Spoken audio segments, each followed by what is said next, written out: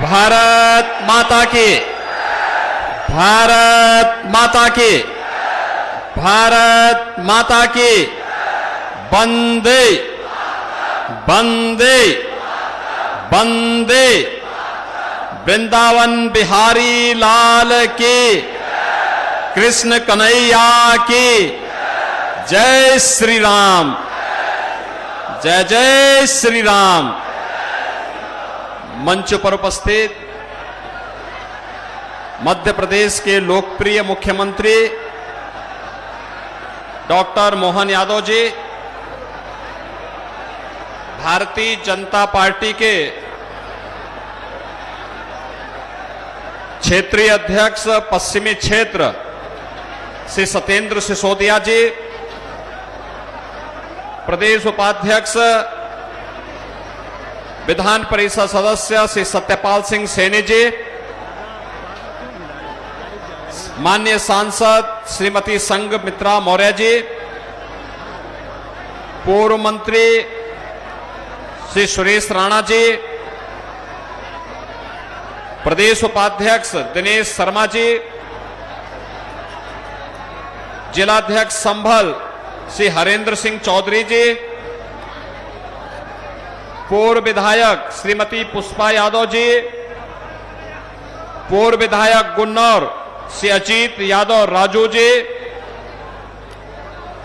मान्य विधायकगण श्री महेश गुप्ता जी, जिलाध्यक्ष बदायूं श्री राजीव गुप्ता जी और भारतीय जनता पार्टी के बदायूं लोकसभा सीट पर हमारे लोकप्रिय प्रत्याशी श्री दुर्विजय सिंह साक्य जी, गुन्नौर और बदायूं लोकसभा क्षेत्र से जुड़े हुए मेरे सभी उपस्थित बहनों और भाइयों, इस पावन धरा को जो वीर भूमि है, अन्नदाता किसानों के परिश्रम की भूमि है, ऐसी पावन धरा को कोटि कोटि नमन करते हुए मैं आप सबका हृदय से अभिनंदन करता हूं। बहनों और भाइयों, लोकसभा चुनाव 2024 तीसरे चरण के चुनाव की दिशा से आप सब कमर कसकर के तैयार हैं। आपका उत्साह इस बात का साक्षी है और आपका आह्वान करने के लिए इसीलिए मैं यहां पर आया हूं। बहनों और भाइयों, मैं आज देख रहा था कांग्रेस और समाजवादी पार्टी का जो एक गठबंधन है, यह देश के अंदर अलग अलग लोगों से मिलकर के चुनाव लड़ रहा है। उनका कोई उद्देश्य नहीं, देश के हित में नहीं है, विकास के लिए नहीं है, लोक कल्याण के लिए नहीं है, सुरक्षा के लिए नहीं है। एक ही उद्देश्य है कि भारत के हितों को कैसे चोट पहुंचाई जाए, और इसलिए सपा और कांग्रेस के गठबंधन को दिया जाने वाला वोट यह ऐसे ही है जैसे किसी अनाड़ी के हाथ में ट्रैक्टर पकड़ा करके कहा जाए कि चलाओ, और वो भीड़ भाड़ वाली जगह पर चला दे तो क्या करेगा वो, और ट्रैक्टर से न जाने कितने लोगों को मार डालेगा। ऐसे स्थिति इन लोगों की है। ये जो दो लड़कों की जोड़ी बनी है ना, ये जिंदगी भर लड़के ही बने रहेंगे। बहनों और भाइयों, मोदी जी के नेतृत्व में हमने बदलते हुए भारत को देखा है। एक ऐसा भारत जो साफ स्पष्ट यानी फर्क साफ करता है 2014 के पहले का भारत और 2014 के बाद का भारत। 2014 के पहले का भारत,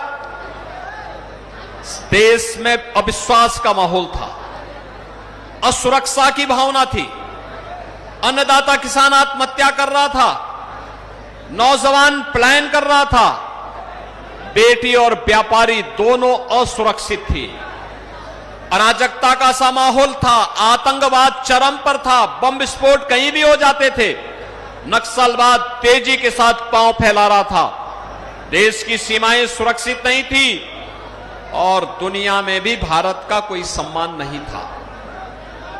2014 के बाद का भारत, दुनिया में भारत का सम्मान बढ़ा है, देश की सीमाएं सुरक्षित हुई हैं। आज कोई दुश्मन भारत की सीमा का अतिक्रमण नहीं कर सकता और बम विस्फोट नहीं होते। आतंकवाद, नक्सलवाद पर नियंत्रण किया जा चुका है।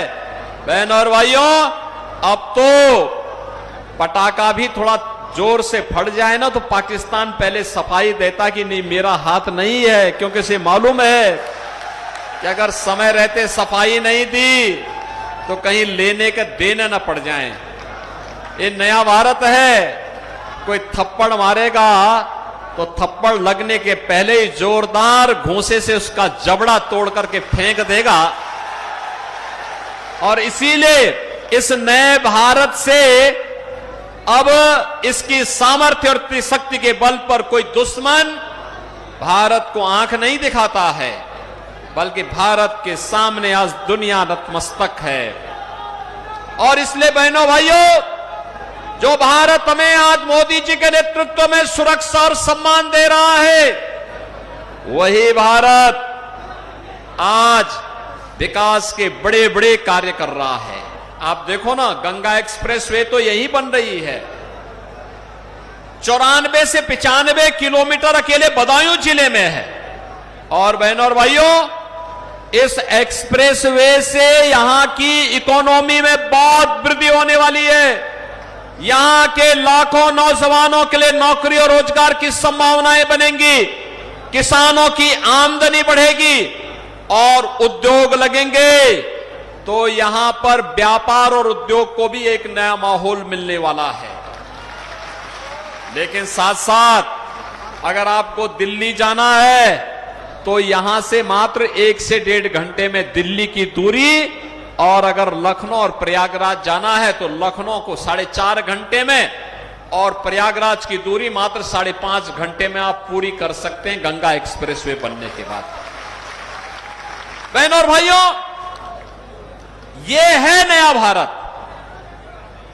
और नए भारत के रूप में विकास के कार्य केवल एक्सप्रेसवे तक नहीं है, हाईवे बन रहे हैं, बिजली मिल रही है, हर घर बिजली भी है तो हर घर नल की योजना भी है, हर घर उज्ज्वला योजना की भी है, हर गरीब के सिर को ढकने के लिए आवास भी है, और किसान को किसान सम्मान निधि भी है, गरीब के लिए राशन भी है, तो बीमार के लिए दवा भी है। यानी दवाई भी, आप सोचो 80 करोड़ लोग भारत के अंदर फ्री में राशन प्राप्त कर रहे हैं, 80 करोड़ लोग। और पाकिस्तान की आबादी कितनी है? 23 करोड़। 23 करोड़ लोग वहां भूखों मर रहे हैं। देखो, 1947 में भारत को बांट करके पाकिस्तान बना और बड़ी ठसक के साथ उन्होंने पाकिस्तान बनाया कि पाकिस्तान खुशहाल होगा। आबादी कम गई, क्षेत्रफल ज्यादा गया पाकिस्तान में, लेकिन बहनों और भाइयों, आज पाकिस्तान में 23 करोड़ की आबादी भूखों मर रही है। 1 किलो आटा के लिए ऐसे लड़ते हैं जैसे गली में आप बहुत सारी चीजों को देखते होंगे, लड़की एक रोटी के टुकड़े के लिए लोग गली में बहुत सारे जीव भिड़ते हैं, ऐसे पाकिस्तान में 1 किलो आटा के लिए लोग भिड़ते हैं। और भारत के अंदर मोदी जी के नेतृत्व में 80 करोड़ लोग पिछले 4 वर्ष से फ्री में राशन की सुविधा प्राप्त कर रहे हैं। और मोदी जी ने चुनाव के पहले ही व्यवस्था दे दी कि अगले 5 वर्ष तक हम इसको निरंतर जारी रखेंगे। 60 करोड़ लोगों को 5 लाख रुपए की आयुष्मान भारत की सुविधा। और उत्तर प्रदेश में तो हमने ये भी व्यवस्था कर दी है, अगर कोई बीमार है उसका चेहरा नहीं देखते, विधायक, सांसद, पूर्व विधायक, जिला पंचायत अध्यक्ष, कोई पदाधिकारी और स्वयं पीड़ित भी अगर एक पत्र भेज देता है ना मुझे कि मैं बीमार हूं, मेरे परिवार में फलाना व्यक्ति बीमार है, उपचार की व्यवस्था नहीं हो पा रही है, तो मैं मोदी जी के द्वारा खोले गए जनधन अकाउंट में पैसा सीधे उसके खाते में भेज देता हूं, कहता हूं निश्चिंत होकर उपचार कराओ। 50 करोड़ गरीबों के खाते खोले हैं जनधन अकाउंट के। जो पहले कमीशन खोरी होती थी सपा बसपा और कांग्रेस की सरकार में, आज जनधन अकाउंट ने उस कमीशन खोरी को पूरी तरह बैन कर दिया है। बहनों और भाइयों, 12 करोड़ किसानों को किसान सम्मान निधि मिल रहा है। 12 करोड़ गरीबों के घर में शौचालय बन गया है। 10 करोड़ गरीबों को उज्ज्वला योजना का रसोई गैस का कनेक्शन मिल गया है। कांग्रेस के समय क्या था, पहले तो कनेक्शन नहीं मिलता था, और जिस बेचारे ने कनेक्शन ले रखा है और पर्व और त्योहार के दिन या किसी दिन कोई मेहमान आ गया और रसोई गैस का सिलेंडर समाप्त हुआ, अगर परिवार का मुखिया सिलेंडर लेने के लिए जाता था तो कांग्रेस की केंद्र में और प्रदेश में समाजवादी पार्टी की सरकार थी, तो रसोई गैस तो नहीं मिलती थी, पुलिस का डंडा जरूर मिलता था। और बहनों और भाइयों, पुलिस का डंडा भी मिलता था, और अगर बच के आ ही गए घर और खाली सिलेंडर लेके आए तो घर में बेलना से अलग से मार पड़ती थी। यही होता था ना, होता था ना। लेकिन बहनों और भाइयों, मोदी जी ने ऐसी पुख्ता व्यवस्था कर दी कि रसोई गैस की किल्लत नहीं, और जिन घरों की सामर्थ्य नहीं थी कि खरीद पाएंगे, ऐसे 10 करोड़ गरीबों को रसोई गैस फ्री में दे दिया। और फिर कहने के लिए आए, जितने लोग बचे होंगे आप में से कोई भी सिफारिश करेगा उसको रसोई गैस का सिलेंडर मिल जाएगा। 4 करोड़ गरीबों को मकान दे दिए। जिसको आप कहेंगे मकान देने के लिए मकान नहीं है, उसको मकान भी मिल जाएगा। ये भी घोषणा मोदी जी ने कर दी। बहनों और भाइयों, विकास भी है, गरीब कल्याण भी है, और अभी हम लोग संभल से आ रहे हैं। डॉक्टर मोहन यादव जी भी साथ में थे। मां केला देवी के धाम में हम दर्शन करने के लिए गए।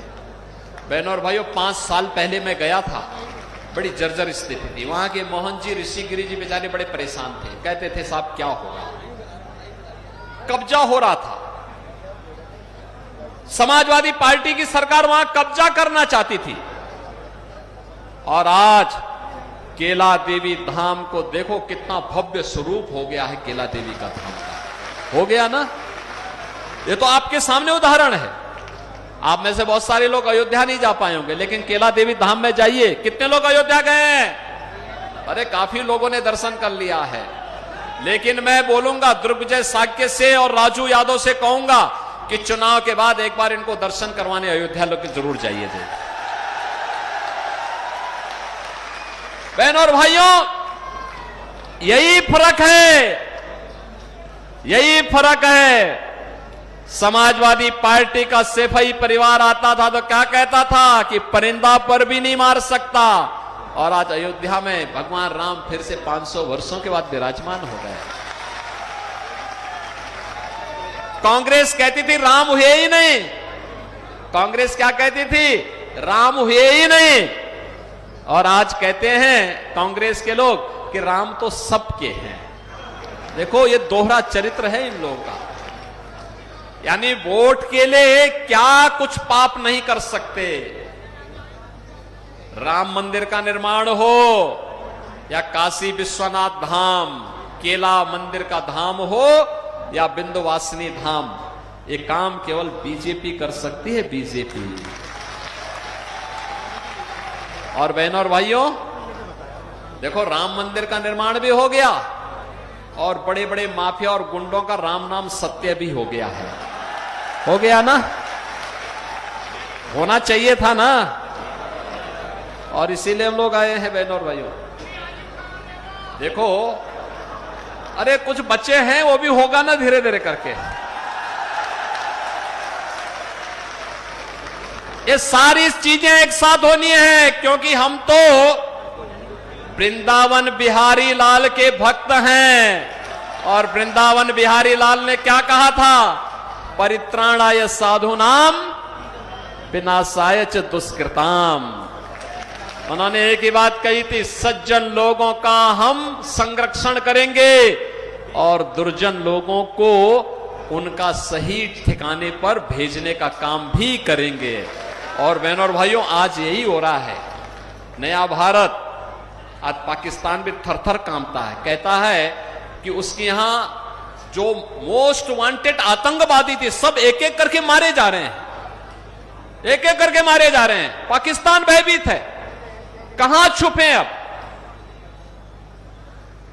यह ताकत है, भारत के 140 करोड़ लोगों की ताकत है, और इस ताकत के प्रतीक है देश के यशस्वी प्रधानमंत्री श्री नरेंद्र मोदी जी।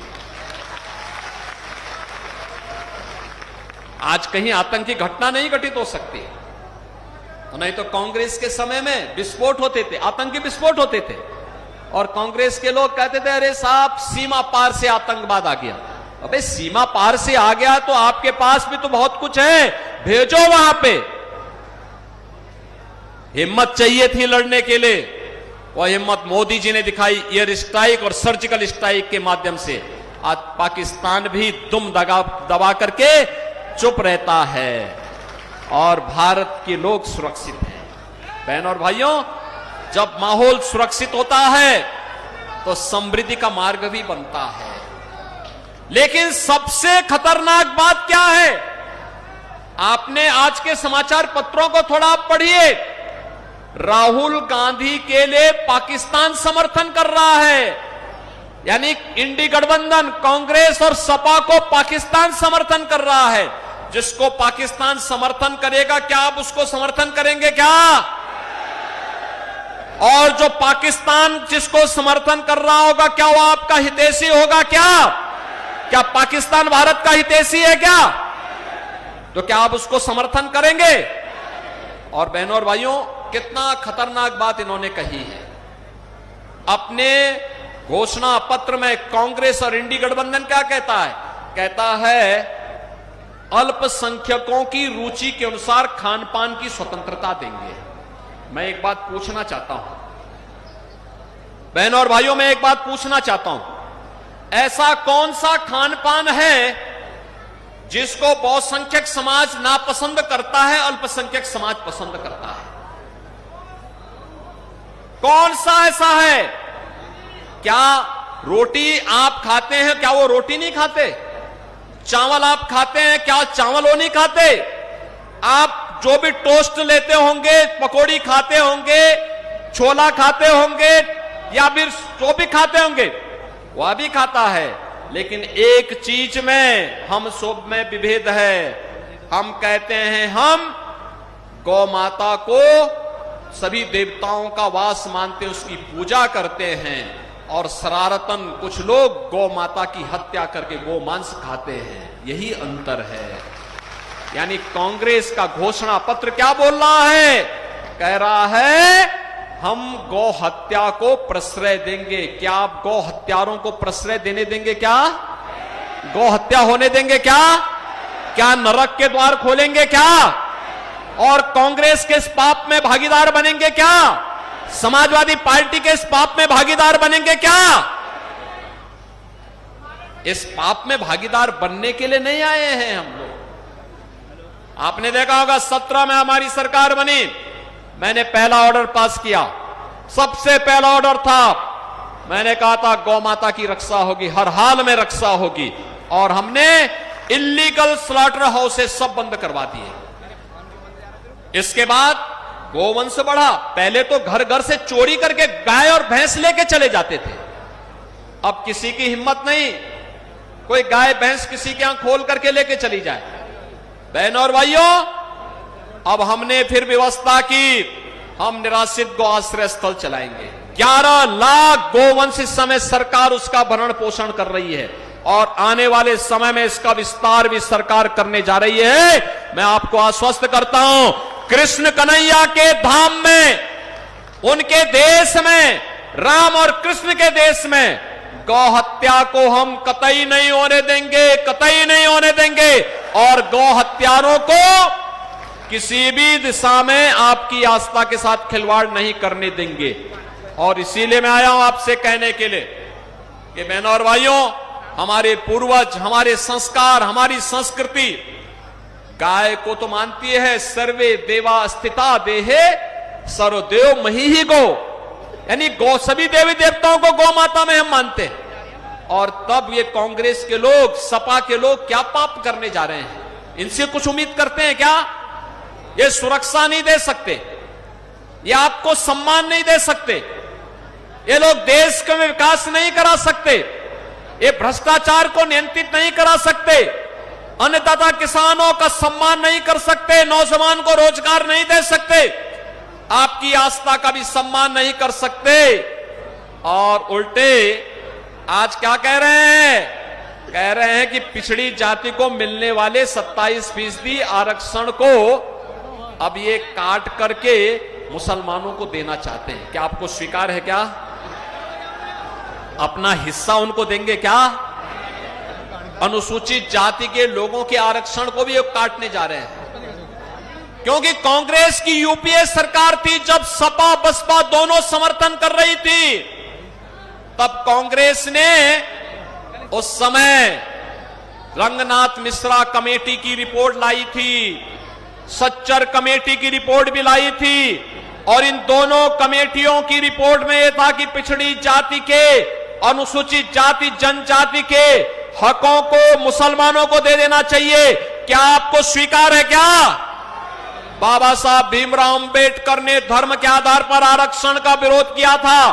क्या हो गया एक कांग्रेस और सपा के लोगों को?